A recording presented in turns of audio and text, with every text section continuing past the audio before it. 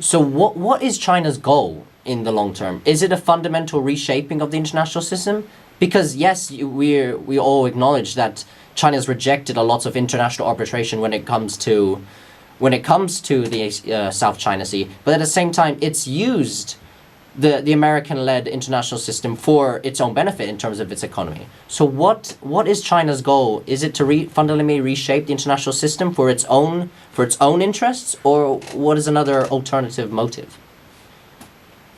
Well, I think there is a sense in which we tend to frame the China issue or the rise of China in very Western-centric terms. So we see, for example, the international system as fixed and material and something that can either perhaps be dominated by the United States or by China, or perhaps by a combination of China and Russia or the extended BRICS or whatever else.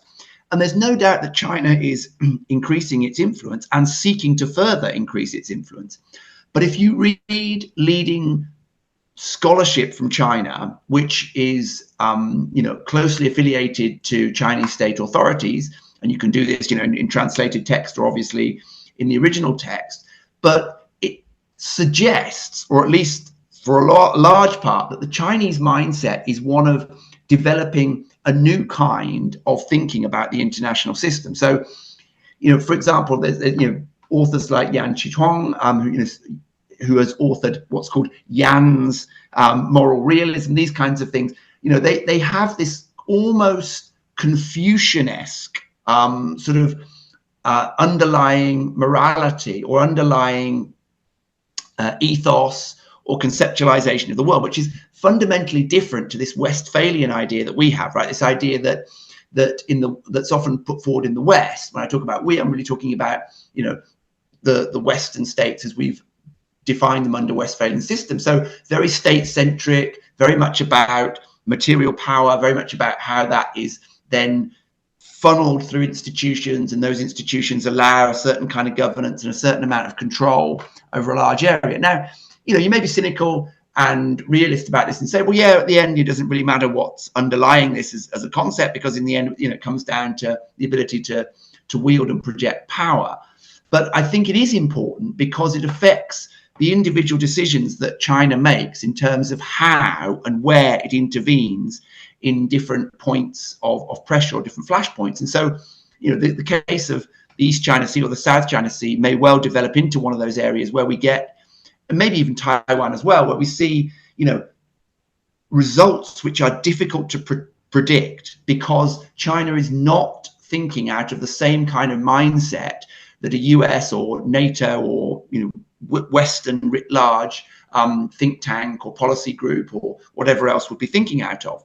And we also see this in Ukraine, right? And also in the Middle East, where China has extensive influence, but it has not been exercised in the way that we would either expect from European style colonialism or from American imperialism or Russian interventionism. So, I think we have to give some credence to the idea that China will develop its own worldview or develop through its own worldview in order to increase that power and influence.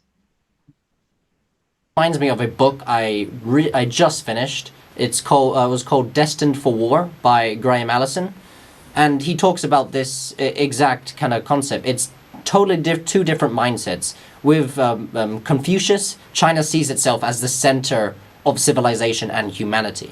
If you look closer at China's name in Chinese, it's 中国, which is Zhong is center and then Guo is country. So middle country, middle civilization. And then if you compare that to the kind of US kind of mindset, which is what Graham advocates, is that the US sees itself as number one, as being number one, while at the same time China sees itself as we've always been number one, and it's an eternal number one kind of civilization. So I'm curious, do you see any parallels or differences, any parallels between how Japan